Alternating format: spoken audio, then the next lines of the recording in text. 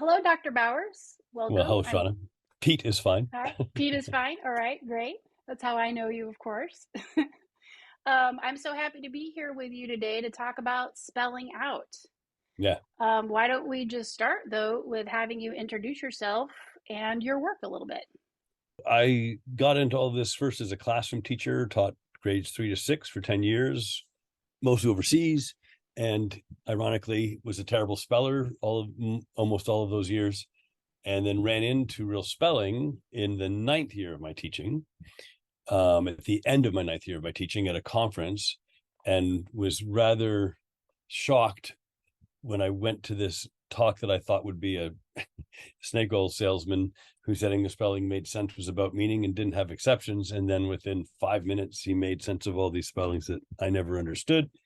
And it kind of turned my teaching upside down. And then came back to Canada and ended up getting into doing a master's and followed with the PhD. And it was in there that I did the intervention study on vocabulary that introduced the phrase structured word inquiry with John Kirby, which was published in 2010. And then I also did a meta-analysis of morphological instruction in that time.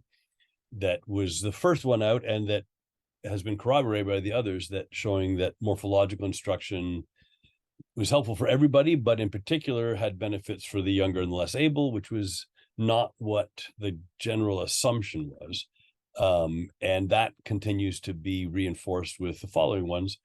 And since then, my work is really, I'm not in a university, but I've started this WordWorks Literacy Center and do workshops and work with teachers and kids and tutor, and that's what I do.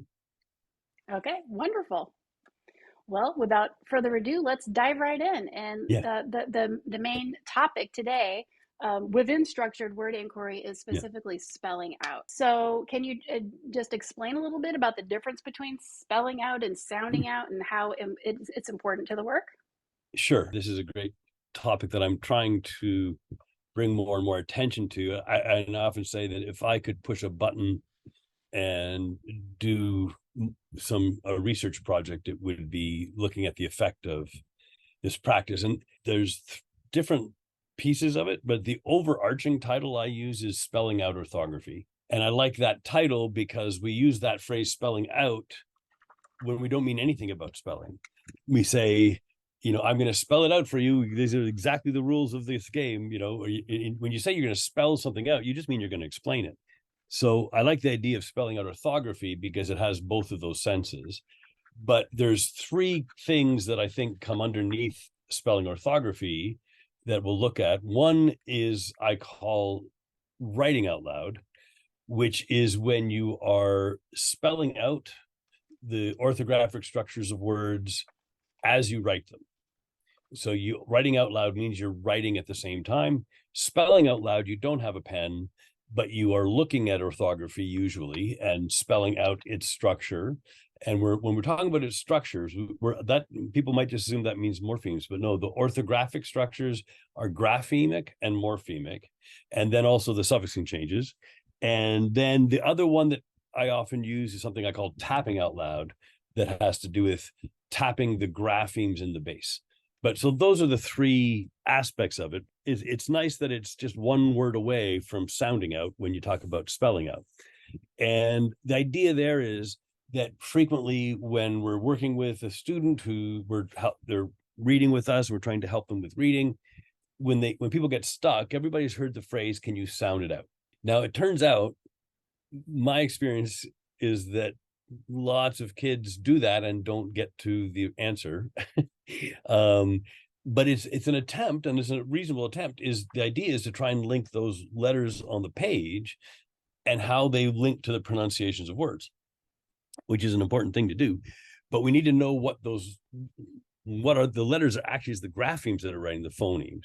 But one of the things about sounding out when you're doing with a kid is especially if you're doing it with a student who is somehow struggling with reading, or new and struggling and old and dyslexic or whatever, when you ask a student to sound out, one thing that is definitely there is they can get it wrong. And if you already are traumatized in some way with your failure, when you try to sound out, you aren't just trying to work out the orthography, you're trying to perform in front of somebody. And the more you like your tutor or your teacher, the more embarrassing it is to make mistakes, it seems, is what I see. And so one thing that's going on is you're raising the cognitive load in your working memory with fear. When you say, can you sound it out? Some people are more stressed by it than others, but in everybody, there's that aspect. Whereas what I find immediately different with spelling out is if you're reading with the kid and you're looking at the book and you ask the kid to spell it out, they might think, well, that's a silly thing. Of course I can spell it out. The word's right there. But notice, no fear, no risk. If they can name the letters, so there's no risk involved in just spelling out. But the thing that makes it powerful, one of the things that I think makes it powerful, is that what my sense is when you're reading with a kid and they, we know from eye movement studies that our eyes aren't moving smoothly through the letters of the words left to right. We're bouncing all over the place. Dyslexics bounce more than non-dyslexics, but our eyes are really being driven by our mind, which is a pattern seeking device. And we're jumping ahead and jumping back and noticing things in a way that's not conscious to us. But if you are reading and you're weak at it, you probably see this part of the text that's coming that you kept bouncing off of but didn't make sense of. And so the very common thing that I'm sure your listeners will recognize is, you ask the kid's reading, you might not even ask them to sound out, but the word is knight, like knight in shining armor, and they say kite or something. Like they just guess based on the first letter. And my argument is that when that happens, it's partially related to the stress of making a mistake where you don't want to leave a big pause. You just want to say something quick. And then we've discovered as learners that, well, if I make a mistake, the adult sitting next to me takes over and starts guiding me and I do what they say. Or if I happen to guess it right, they don't notice and I keep going. If you ask them to write it out loud, what I always argue is a way of having your eyes walk your mind through the orthography of the word before you guess. Right. And because what I'm suggesting is that when people make their first guess, they haven't actually processed the orthography that's sitting on the page because they didn't get it. They just shouted. But if you name the letters, I just see it so frequently that teach kids, even who have no background in the details that we're going to be talking about announcing graphemes in the base and the affixes quickly and the pauses at all that, even before you know anything about that. I have teachers regularly tell me, oh my God, it works half the time. And the other thing to keep in mind is if you spell it out, if it turned out to be a word that the kid doesn't know, there was no sounding out that was going to help, and there was no spelling out that was going to help if you don't know the word. Now, if you know some of the parts of the word, however, you recognize this base, but you haven't seen it in this combination, that might trigger something that will get you towards the word. But that's the starting point is it's the easiest actual shift that I can think of in terms of level of complexity for the teacher, just to try when a kid is lost, just try say spelling out and see what happens. Because it's not hard. It's just that we have to undo a habit of saying sound it out all the time. But we can get into some examples if that might help, unless you had something else to ask first. Absolutely. Yeah. Let's dive into some examples. So let's take this idea with this word, and of course the word's action. Now, if that was in a sentence a kid's reading, and it doesn't really, it's not a sight word yet, it's not automatic at all. There's many things that they might say. They might go action or something like that. And if you just say, could you spell it out? They could do it. They could spell out the structure right or wrong, but the teacher knows what the structure should. I want the teacher to know what the structure is. And if they go ACTION, I just said ACT and then an ION. And one thing that we need to know is that there is an ION suffix, and the word spelled ACT is a base of the word action. Now, sometimes people will spell it out ACTION, because they have this TION in their head that they've been taught about, but turns out not to actually be a morpheme. But just by what I like to do is leave the space where the kid spells it when I write it. So whether they made the space there, or they made a space there, or they didn't make any space at all, they went ACTION, I can just write it down, but then I can draw their attention to the fact that, well, notice if you say the ION separately, that's a suffix that we've seen in other words. Do you recognize what that is? And if they don't, I can, oh, that's the word act. Like you could act in a play, you could be an actor. And if you do that, oh, I guess you're making an action in a way, right? But I don't know what an act is. So right away, I'm showing that if we think in syllables here, we destroy the meaning connection to its base.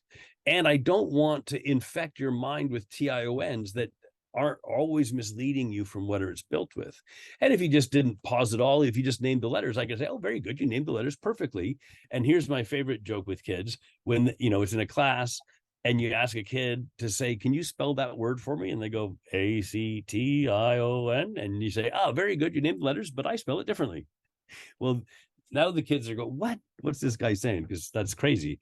I might use my tapping out now and go, I spell it out ACTION, and get the kids to spell it out that way. ACTION.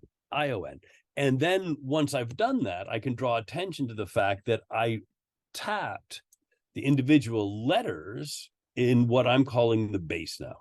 And so we have that conversation, but there's something very interesting when we look at this word. How could, if we were sounding it out, I said, maybe somebody knows that when you see that letter sequence, you say shun, and they might actually say action. And you might think, well, they just said the word, they know it, but they might not even recognize the word because they weren't thinking about act, right? They might, action, like I'm just saying, I might just be saying the sounds that I expect, but not actually have connected it to the actual meaning. And another one I see all the time, or use all the time, is like grumpy. When you syllabify it, you go grumpy and you say grumpy, but you might not have noticed the grump, right? So this is an issue when we get kids who are really good, described as good decoders, but not good comprehenders. That can happen because their decoding can sometimes hide the actual meaning. So that's just a quick example with the word action, how I use it to kind of guide the student to where I'm going. Makes total sense. I mean, I've been using structured word inquiry for over 7 years now. Yeah. And spelling out, just like you said, it helps kids dive deeper to get past the surface of what they think might be there based on not knowing or being erroneously taught the TION suffix there. Once they learn that the T is part of the base and the I marks the T, they can make sense of both the structure and the meaning and think about all the relatives and learn so many more vocabulary words in a meaningful way that actually sticks. Right. Now, one of the things that anybody watching this who might be new at this could easily say is like, well, okay, you've told them it's ACT plus ION, but how are they supposed to remember that? And what's writing the sh? And there's still lots of questions, right? So one of the things that people are always curious about is like, well, they might have heard the 4 questions, but the emphasis seems to always be on the morphology. People think the emphasis on the morphology because they see the matrix and the word sum that looks like morphology. And then they're often, where does the phonology fit in? And then they're often saying, and then when they see the 4 questions, they notice that it's not until the 4th question that I'm asking directly about the graphemes. Now, that's not to say that is a not important part.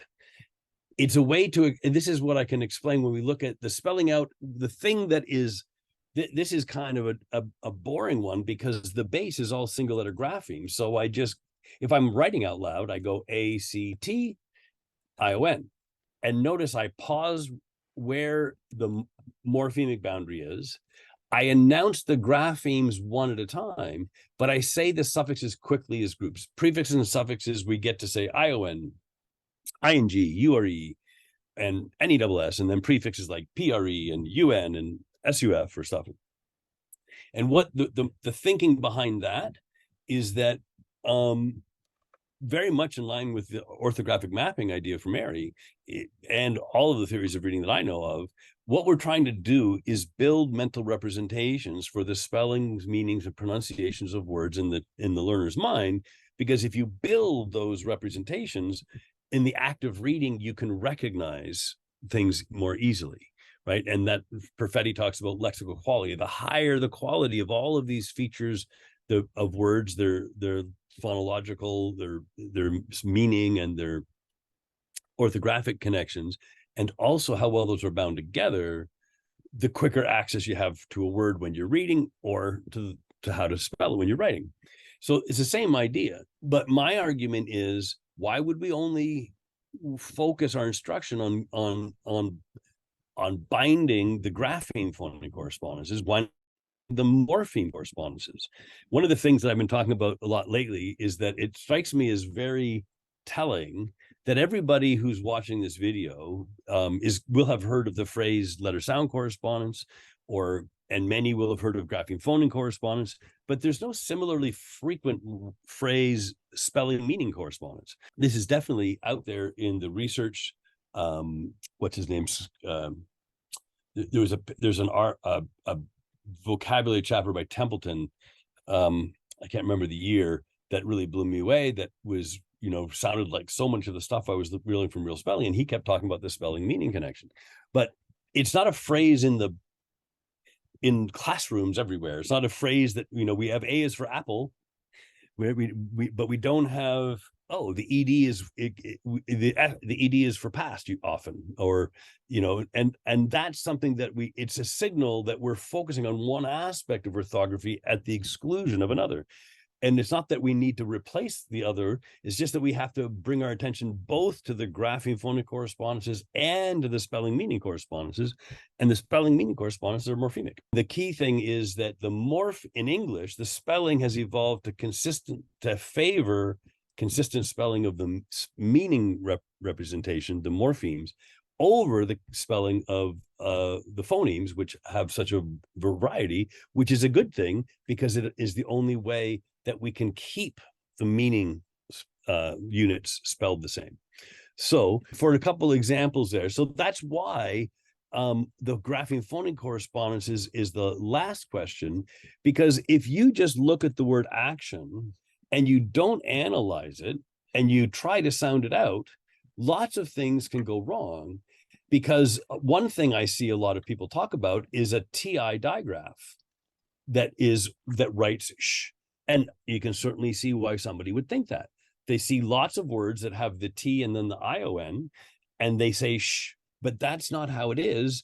And it's so easily demonstrable, because this base doesn't just build action, it builds ACT plus OR and ACT plus ING and RE plus ACT.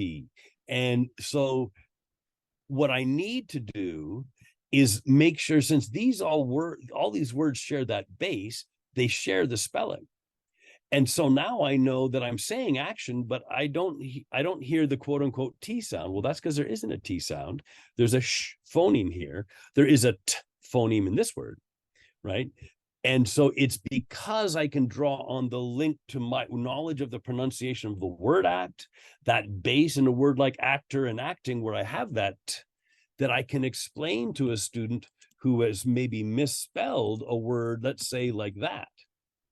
So when a kid writes that misspelling, it's successfully writing the letter sound correspondences they've been taught. And so now you have to tell them, good idea. That's a good possible grapheme phonemic correspondences for a word pronounced that way. How are we going to help them realize that it has to be spelled that way? Well, I'm going to give some links to folks, and one of them has a document like this, which is from a lesson I did with a grade 1 class.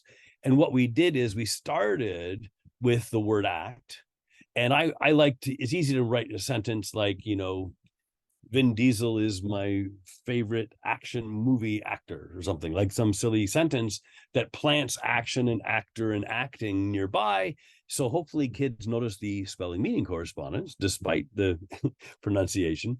And so we build up some words, we box the bases, and we make word sums, and we can work with this matrix. But now that we've done that, we can now inspect, wait a second, notice that in the word, when I just say ACT on its own, act, that T is writing T. And when I say actor, that T is writing T. But when I say action, I don't feel it. If you go action and hold on to it, what's writing the sh? It turns out the T is writing the sh.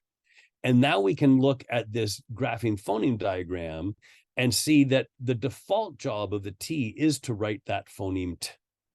But it turns out if it's followed by an I or Y, the T can write sh or ch.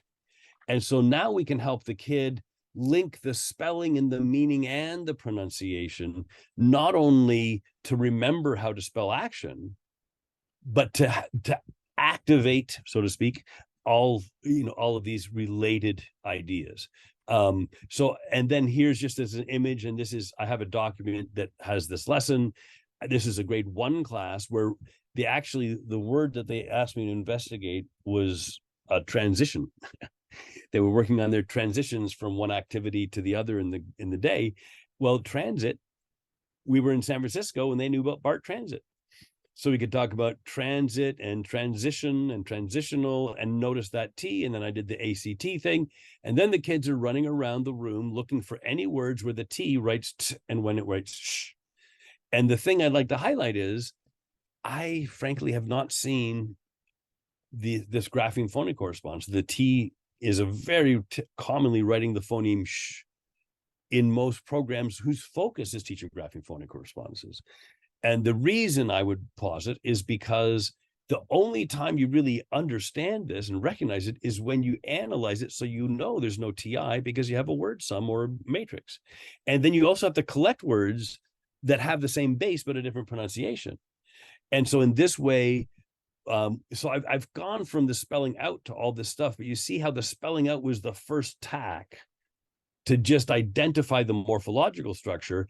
And we needed to know the morphological relatives before it would be possible to explain the grapheme phoneme correspondences. It's not that there's just no way to do it because TI is a very reasonable hypothesis of a digraph until you see they're not in the same morpheme.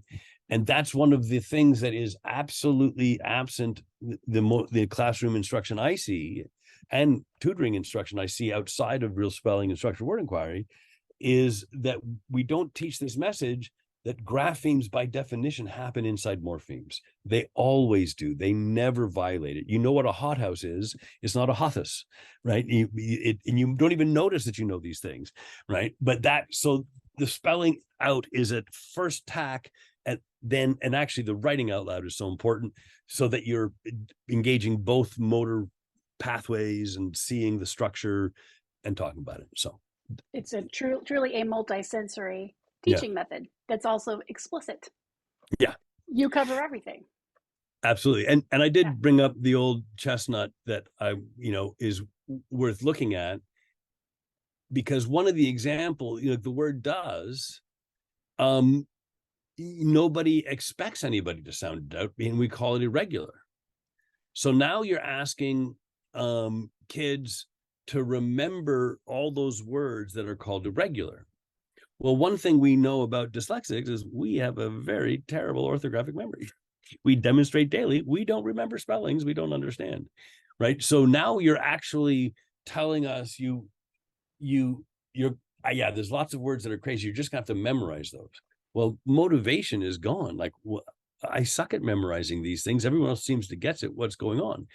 But now, if we take a look at this word does, if I ask a kid to spell it out and they go DOES, okay, well, I could look at it again, and some people will think they see an OE suffix, but there's no OE anywhere else that is doing this job. But if the kid spells it out DOES, I could say, well, use that word in a sentence. Okay, he does his work. Well, what if I say I wouldn't say I does my work. I would say I do my work. Oh, so this is actually DO for I do my work. And then I add the ES. So this is actually DOES. And what I'm trying to do, not very successfully, is announce the grapheme D and O in the base one at a time. So now that I have this, I've worked out the structure of it, I would write it out on this side as DOES. So I'm announcing the graphemes one at a time, pausing at the plus sign and the ES suffix quickly. But why not look at some other words? So I could say, I am doing my work. And I could ask the kid, well, how would you spell the base? D-O. And what's the suffix? So ing is rewritten as, how do you do that? D-O-I-N-G. Okay. Now we can see that makes sense. But now I can say to you, how do you pronounce the base in the word doing? And the kid probably says do. And I can say, how do you pronounce the base in does? And they sometimes are going, I don't know. So, say does. Say does without the z, duh. Well, that's how you spell D-O in the word does. And that's the thing. Just like, how do you pronounce the word act on its own? Act. How do you pronounce it in actor? Act. How do you pronounce an action? Action. Because it's the T writing the sh. So we're getting that focused grapheme phonic correspondence, and then we can just show how it's totally logical. Just like does and doing, goes and going. And nobody calls goes irregular. But we call this one irregular and tell kids they don't have a choice. They have to memorize it because it doesn't make sense. Because I've heard statements in, teacher resources that tell people it doesn't have grapheme phonic correspondences. Well, of course it does. It just doesn't have the ones you were expecting. So the act of spelling out in structured word inquiry, I remember hearing you say in one of your videos when you were doing a workshop with some teachers in Dubai, that you can use it to teach, as you've been showing, but you can also use it to assess a child's knowledge. Right, absolutely. And so the thing is, once the teacher understands this process, and there's pages that I'll link you to that give you a guide for the process, and there's a course coming up and all that. But if you spell out this way to your kids all the time, they start picking up on it. And now you could say, you have a book and there's the word teacher. I could have a little I could have 5 words on a piece of paper if I wanted. They could be whatever, but it says I have the word teacher there. And I could just say, could you spell that word out for me? If the kid goes T-E-A-C-H-E-R, I know they're not capturing the graphemes and the morpheme. But if they go T-E-A-C-H-E-R, I know that they know the digraphs in that word, the single letter grapheme, they know where the pauses and what the suffix is. And so their ability to reflect that. And I do have a couple of videos that lined up I wanted to show you. And the first one is just with a base. So the only focus is the graphemes. And we can watch exactly that kind of idea where the student spells out the letters of the word own and then is recognizing the graphemes in it because they spelled it out. Spell that out loud. O-W-N. No. O-W-N. It's like you can see the gears in this kid's mind actively just crunching this OW digraph, right? But he didn't notice it, or she didn't notice it until after saying the W, and then is going back and finally gets the OW, and then the N, and then listen to how really wonderfully the teacher helps it identify what's going on here. Good. How'd you know that? Because Whoa, yeah. What did you feel? O-W-N. So the kid says because O. Well, what he means is because of the O phoneme, right? And then the teacher goes, very good. You hear that O, and then does the phoneme The O is for the OW, the N is for the N. So you see how absolutely directly explicit instruction is, but the child had a role in discovering it. And now that OW is a thing in their head that they're going to recognize in other words. And in some words, the OW is writing O, but in other words, is writing ow, like in cow or something. But at least that OW becomes a chunk that they will see, and then you can interrogate what phonemes it can represent. Now, this one is even, I think, more fascinating in terms of how the spelling out guides, in terms of thinking about not only the reading of the word, but the suffixing and the suffixing changes. And so here's another student. The word your finger's on? Hmm. Okay, go ahead and spell it out loud. TAP double the PING. Okay, so what is that word? What's the base? Tape. Spell it out one more time. Tap.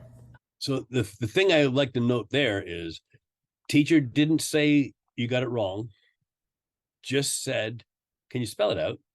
And instant self-correction. Now, listen to how that correction happened. Oh, how do you know? Wait, there's no E in the final. Okay, and what happened? Because there was no E. The P is doubled. Right, before what kind of suffix? ING. And what does ing start with? It starts with a suffix vowel. It starts with a vowel letter. You're Yeah. right, exactly. So we would call it a vowel. Suffix. A vowel suffix. That's right. Okay, And fine. so this is tapping. Good. Find another one.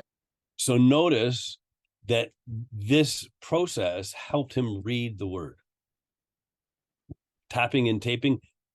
As a terrible speller and reader, well, not terrible reader, but as a dyslexic myself, if I was trying to write tapping or taping, 50-50 chance when I was a teacher for 9 years. But this kid isn't talking about long and short vowels. He's just saying, oh, when he says no E in the final, I love it.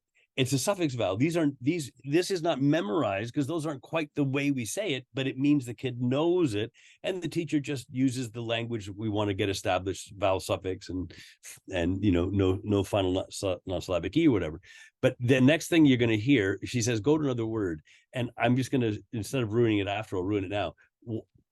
Just the way this kid goes to the next word tells you all you need to know about how engaged he is. Good. Find another one to spell out loud.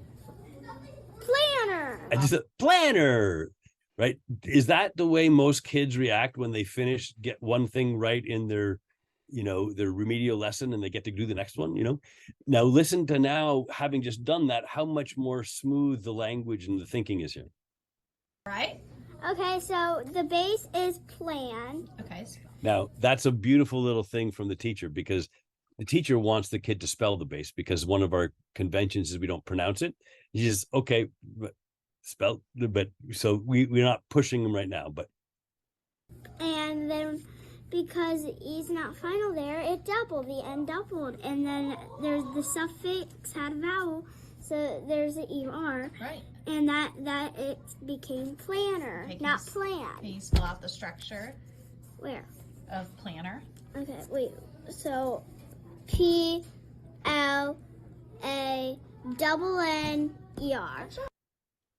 And I don't know if you notice there, and if the audience noticed, but what you can hear the kid is doing, they're tapping out in the back. PLANNER.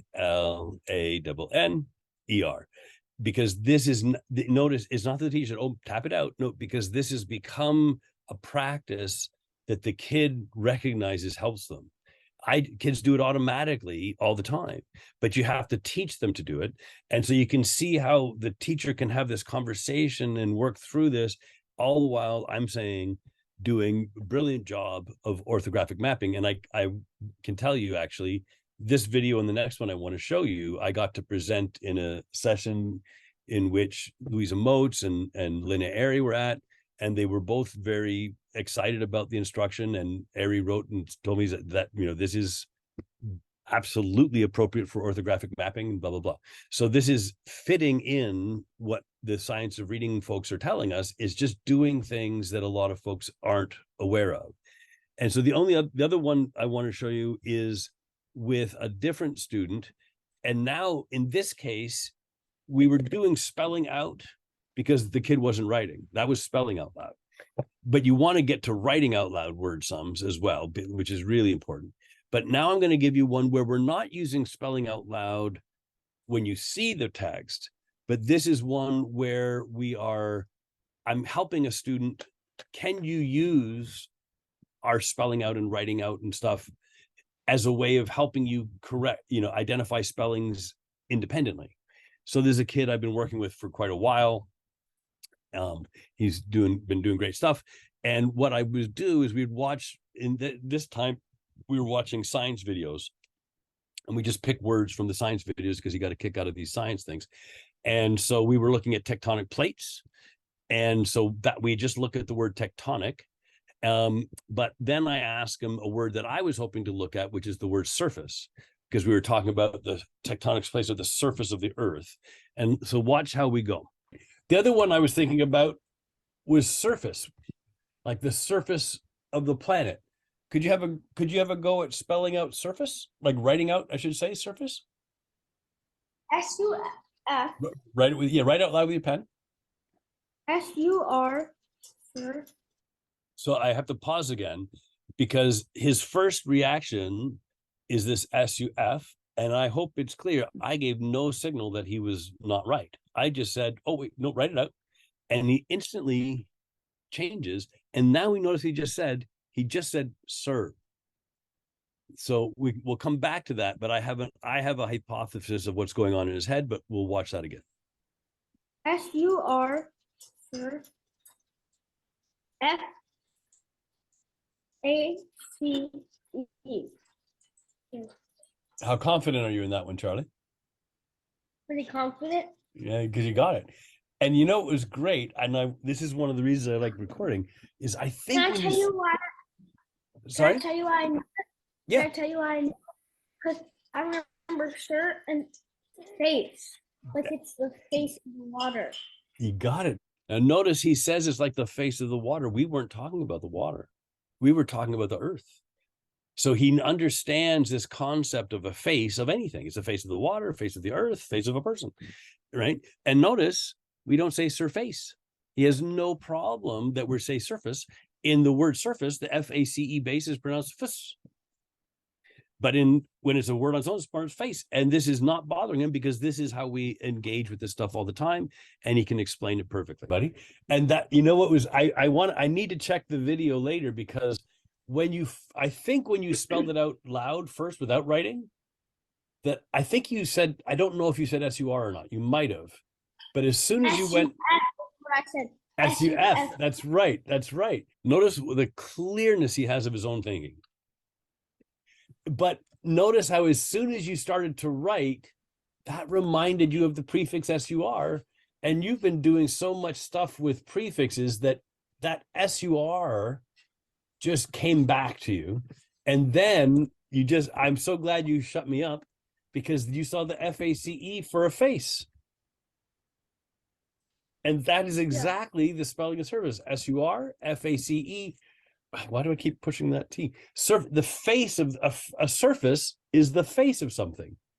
So, yeah, I just think that it's just striking to see what young kids can do. And of course, this is a kid who was not reading at all when I worked in grade 1 and really miserable, didn't even know his letter names confidently. And it was, in fact, the first time I have a point to another link to work with Charlie. The very first lesson I did with him, I read a story. I was reading with him. He was looking at the text while I'm reading on Zoom, and it was Phantom Tollbooth, which is a favorite book. A book there's no way he could possibly. He wasn't reading at all, let alone reading a book at that level. But I just want to get him into a story that's fun, and we're enjoying the story. And then I just pick a word. And the first word I picked, I had planted because it had an ing suffix in it. And I wanted to see how we would spell it. And I don't remember what the word was, maybe jumping or something. And he was still belaboredly naming the letter names. And he couldn't name the name of the letter I. So I had to tell him, oh, that's Jumping. Let's spell it out. Jumping. And I get him to do that. And so I do the whole thing that every word has a base or a base with something fixed to it. JUMP is the base, and we can add this ing, like jumping, running, playing. Okay, so we're getting that established, but see how I use the spelling out to do that. And then he's going to say the ing. So I say, okay, Charlie, I'm going to keep reading, Okay, now you look for any other words that have an ing suffix. And he catches the next one right away. Oh, there's one. And he said, and we look at, okay, let's say it's playing. So let's see if we can remove that ing. Well, if I take off the ing, I get play. Oh, play, playing, run, running. Yeah, so that one works. You found another ing suffix. Good. And then the next one, though, and I had planted it this way, is there was one that was an ing at the end of a word, but it wasn't a suffix, a word like king or spring. And exactly as I hoped, there's one. Let's look at it. And I'm doing this, I'm making word sums on the screen, of course. Is it, well, what's a spur? Oh, there's no, so you can have an I and ing at the end of a word, but that doesn't mean it's a suffix. And now we're into the other stuff, other suffixes, prefixes. And now anytime there's a base with a digraph or a trigraph, we're announcing the digraphs and trigraphs, and he's off to the races. And about 4 or 5 lessons later, we started making morpheme charts, and he would look for them and add to them at home with his mom. And then somewhere around 4th or 5th lesson, we hit a word with a rare suffix, something like a double E or something, or just I don't mean rare, I mean one that most people don't know about. So employee, refugees, that something like that, for one who does that thing. And anyways, we work it out, and I say, well, Charlie, I bet you don't have a double E suffix on your morpheme chart. And he goes, Mom, we got another one. And he runs back to his morpheme chart and he puts up his double E. Now, then I say, but then he says to me, well, Pete, look at all the suffixes I got. And he starts naming off his suffixes, NESS, LY, MENT, just blah, blah, blah, blah. Notice, and you have to name them fast because that's the only way we've ever done it. And he got like 20 of them. Oh, that's great, Charlie. And then later I talk to the mom and I say, have you noticed the utter transformation in Charlie's ability to name letters? And she laughs because a teacher had just been talking to her about that, saying, oh my God, right? So how did I get him better at naming letters? What I did not do is give him flashcards practicing naming abstract letters. That isn't going to hold for him. But what I can do is what I was able to do was give him his first experience any traction on this writing system, but his traction needed a bigger chunk, and not only a bigger one, a meaningful one, right? And so he could have access to that. And in the process, we're talking about what the graphemes are doing, right? The I of ing, okay, the I's writing I, great. But he couldn't link the phoneme grapheme correspondence of the I in jumping. He didn't even have the name of a letter, right? So this idea that, and this is one of the things that I'm trying to emphasize, is that when we do this work, we are trying to, I see what I did. I made this. Oh no, it is right there. So when this is the theory that my supervisor, John Kirby, and I put forward in 2017, which is this idea of morphology as like a binding agent. And that's building on Perfetti stuff. It's also very similar to Airy stuff. But what we're adding that isn't in those is recognizing that we have this reading triangle that everybody's, is very familiar. And the idea that we need to link the spellings of words, the pronunciations of words, and the meaning of words in the mind so that you have instant access. Well, what John and I argue is that, well, there's only one part of the language system that has spellings, pronunciations, and meanings, and that's morphemes. Right? Meaning, and when I say meaning, I mean in the content and function sense of words, right? That we're the syntactic meaning, right? So we have, this helps us do it. A lot of people are arguing that you have to do this before you can bring in the morphology. But my story that I just gave with Charlie was he couldn't do this. So what I did is I drew links between the spelling and the meaning, which engages his meaning, which is he's got no problem in meaning making. And then that made sense of the phonology. And so my argument, you can go any way. You don't need to go through morphology, but you can. And every time you go through morphology, you are bringing meaning into the abstract spelling and pronunciation part, right? You can't deal with does if you don't think about there's no way to explain the grapheme phoneme correspondence of does if you don't understand how it's mediated through morphology. There's no way to explain the grapheme phoneme correspondence in action if you don't go through morphology. And it's not about instead of grapheme phoneme correspondence, It's about improving understanding of grapheme phonic correspondence. So that was a long spiel. No, it was wonderful. And, it just impresses upon me over and over again the confidence that kids build right from Yeah, the very yeah. beginning when you introduce them to spelling out. Like, I can learn these letter names. I can learn how to spell. This is all making sense. And they celebrate that. Yeah, and that's for me, you hear me say it a zillion times that nothing motivates like understanding. And so, Charlie was he was traumatized by, because, and so often the case, he's a well above average intelligent kid. So he's used to being smart, which only makes him feel worse when his neighbors can all read and he can't. So it's in a weird kind of increased harm because you're used to being, it doesn't fit with your identity, right? And so when you finally give him some traction, it's the first time he felt like, oh, I might be able to make sense of this. The motivational change is the quickest of all of it. But you can't build well integrated mental representations of schema if the kid doesn't want to do the things you're teaching them. Like, even if you're pointing at accurate things, even if you're doing good things, if the kid isn't engaged, they're not changing their synapses, right? Right. There's one thing that I'll share, and those watching should, you can freeze the thing. We're not going to read the whole thing, but I think this part of this article, the end of this article on the effect of morphological processing and reading aloud, is a lovely way of placing SWI in the context of the research.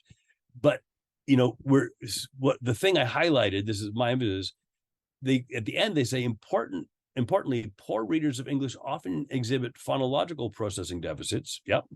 So that these children may benefit even more by teaching methods that focus on optimal grain sizes of the writing system.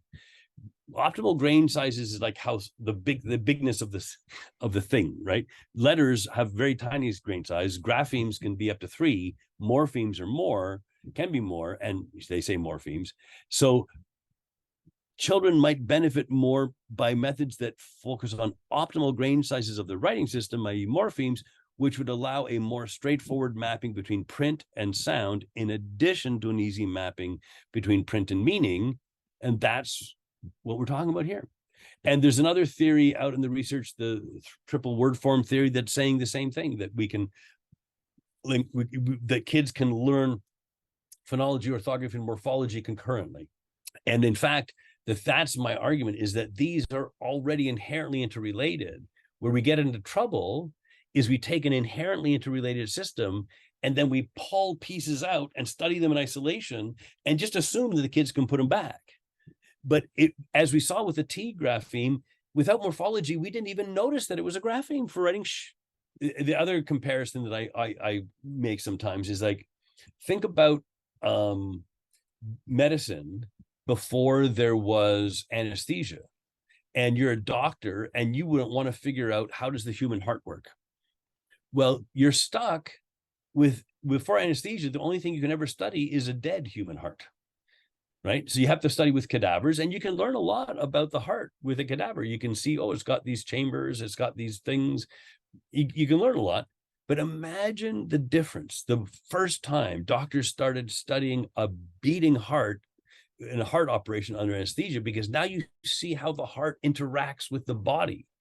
And that's what so what I'm trying to do is bring the grapheme phoneme correspondences back into where they belong, which is in the orthography system, which is why I use the phrase orthographic phonology to teach how, not only what are the available grapheme phoneme correspondences, but how do they operate in the orthography system.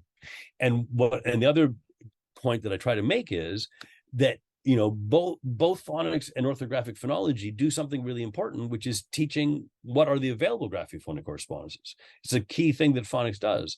But the weakness that it has is it doesn't help you choose which grapheme to use when there's more than one possibility. And if you look at the misspellings of dyslexic students, I think you will find that way more frequently they're writing possible grapheme phoneme correspondence, just not the one for that word. It's like, you can't, we need to have the 3 pieces, and the meaning is the only part that links directly to the meaning is the morphology. And so what we find is that grapheme choice is constrained and explained by morphology and etymology. And by that, I say I like the words constrained and explained, because they are literally constrained by morphemes. They can't cross those boundaries. But it's also the grapheme choice is constrained, because I can't spell the word action. Yes, the SH is a way of writing sh. Why can't I use the SH in action? Because the SH can't write the T that I need for act. Right? I need the grapheme phoneme correspondences that work for the phonology of the morpheme in all of its pronunciations, not the grapheme phoneme correspondence for one word. And when we teach that way, we can does is as normal as anything. And the weight that is on kids, you know, the heaviest cognitive load on struggling students is being told they have to memorize stuff that they can't memorize. They just don't. We do not have the capacity to remember things we don't understand. But if we understand something, there's no sense that you have to memorize it. You just remember if you know it. That's wonderful. So much valuable information that you've presented so far, and I'm just like sitting here thinking the whole time of all the children that I've worked with where I've experienced this directly. Yeah, It's wonderful. You know, it's this light bulb moment that goes off for them. Like, and it's oh my gosh. and what you're getting is this idea. It's not just that you're getting the light bulb. You're giving the light bulb after they didn't think there was a path, right? And it's this shift, the idea that, oh my God, it might make sense. And it's not like you understand everything. It's just that you can go, ooh, if I can understand that one that I thought was not understandable, the rest of it doesn't seem so scary. And in fact, the kids love the bigger words, and you get all these pieces, and you da. I had one story to share. That since you mentioned big words, I have a little girl that I have been so lucky to work with for such a long time. I've been seeing her for 5 years. Yeah. And I started right after her first grade year in public school. Then she started homeschooling. Well, she's seen a lot of matrices and word sums. Let's just say that. And we've been reading the classics. She's in 6th grade now. And we came across the word indubitably. And she is loving that she can read and spell these words, and she did so independently. And we came across another word that was, you know, equally complex and formal, something she'd never heard before, and she's like, can we do a word sum? So after 5 years of matrices and word sums, she is still very excited to dive in. Yeah, absolutely. So there's a couple of places I can just point people to find some of this stuff, but I imagine I'll get you a list of links of things that we've been talking about that can go with the video. Great. But one thing that I'll point out is that a whole that's not the Spelling Out Loud. There is a Spelling Out Loud course coming up, but my website is full of stuff. Here you can find the link to the Spelling Out Loud course, and there's another Tools of SWI. But the Spelling Out Loud page, which I should show you how you find because my website's a bit crazy, is when you come down here, there's a place that has a free resource on spelling out, which will take you here, and that gives you a guide on spelling out processes, and that those 2 videos we just saw, but then more and more videos of this stuff in action. This one is with my son reading in the first week of reading, where I'm using Spelling Out. So that I highly recommend checking that stuff out. One of the links will be to this article, which I think is one of the most accessible articles to accessing this work. But I do recommend that if you've been interested in this, that this Spelling Out course is coming out September 20th, 27th. But this video will be around after that, so you can lots of resources to go look at this practice. And I've just found it's in every course I do, because I can't write a word sum without spelling out, right? Like, but this one is the only course where the general course you get some detail, but it's too big to do with everything else. And in that course, I show how I think it links to cognitive load theory in multiple ways. So I really appreciate you highlighting this aspect of this work. Absolutely. And too, these classes, these workshops with these, themes or, specific themes, they kind of rotate, right? So if you miss Yeah. this one, then there's always going to be another one coming up, right? Right. And if you, when you see at my website, one thing is you can see stuff that's coming up. Here's links for the descriptions of the courses. And so when people can't take my courses, the way my courses happen is somebody says, hey, I can't make your courses. Can you do a course on X or Y? Get a couple people together. We plan it around their time. And while I'm here, you should check out this video from Marie and myself that is not really spelling out, but I think you'll get a kick out of. Yeah, absolutely. Yeah. Well, thank you so much. It's been a pleasure. Well, thank you, Shawna. And the other thing we have to say that you are a regular contributor to is the Monday sessions. So every Monday at my 5 p.m. Eastern Standard Time is an open Zoom. People come, ask questions. Kids will sometimes come with parents, teachers, blah, blah, blah. So that there's always a chance to ask more about this. Yes, absolutely free. And there's always, I still learn, even now after 7.5 years. It's one of my favorite ways to learn too. Yeah, absolutely. So it's always nice to see new people popping in there. Yeah, absolutely. All right. Yeah. Thanks for your all your work on your website and the Facebook group. So excited to see all this stuff growing. My pleasure. Me too. Likewise. All right. Cheers. Cheers.